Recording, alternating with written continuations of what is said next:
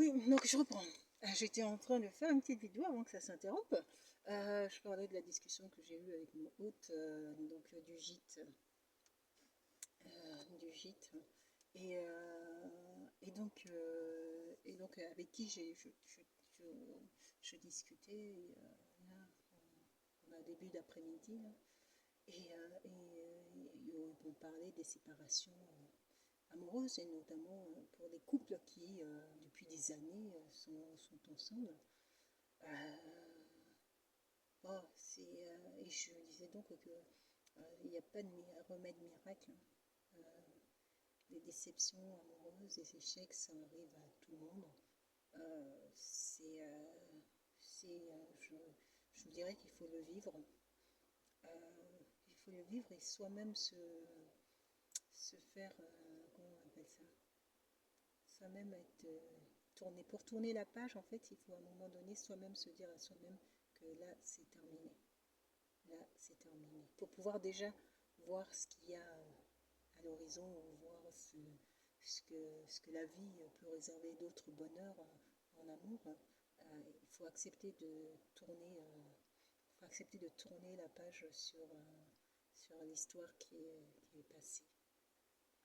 Je pense que c'est peut-être ce qu'il y a le plus dur à faire, c'est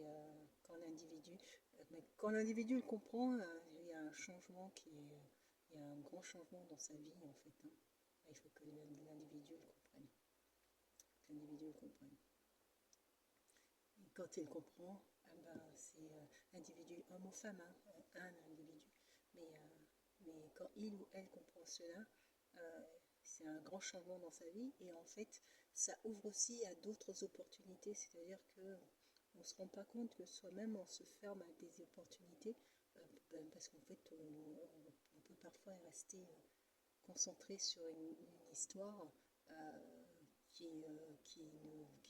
voilà, qui ne fonctionne pas euh, et que parfois, c'est aussi peut-être quelque part accepter de se dire je vais être seul. Vous savez qu'il y a des gens qui angoissent d'être seuls, hein, qui angoissent du célibat, qui angoissent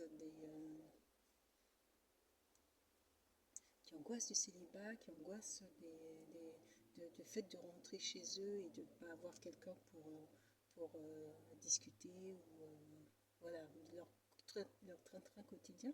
Il y a des personnes qui angoissent de cela. Et ils préfèrent être avec quelqu'un absolument, absolument, ils veulent absolument être avec quelqu'un. Et, euh, et, donc, euh, et donc voilà.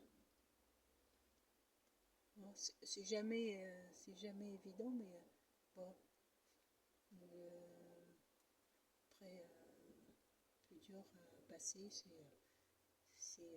peut-être les premiers temps, et puis après ça passe. Hein. C'est pas, personne ne vit le chagrin amoureux à la place de quelqu'un d'autre. Euh, Personne ne le vit. C'est chacun qui vit, ou chacun, tout le monde a connu dans sa vie un ou plusieurs chagrins, déceptions. Voilà. Et là aussi, il faut faire preuve aussi de résilience et il faut pouvoir avancer, avancer. Et parfois, il y a des gens, j'ai envie de dire, je préfère moi la rupture, où les gens se disent que c'est terminé, que lorsque les gens ne se disent pas que c'est terminé, et que finalement la relation ne ressemble à rien. Et c'est, voilà, c'est, ça ne construit rien. Euh, donc, je, je trouve que bon, c'est bien les couples qui arrivent à poser un état de leur situation et se dire à un moment donné, voilà, là, ça ne fonctionne plus. Moi, je crois que il y a toujours il y a du positif et du bon qui vient après. C'est pas la fin d'une vie. C'est pas la fin d'une vie tant qu'on n'a pas, tant qu'on n'a pas la soixantaine. Je dirais que encore possible, c'est pas la fin d'une vie. Donc il faille poursuivre, simplement, poursuivre sa vie. Et puis il disait que c'était plus facile quand les gens ont de l'argent. Et oui, en effet, c'est plus facile quand les gens ont de l'argent.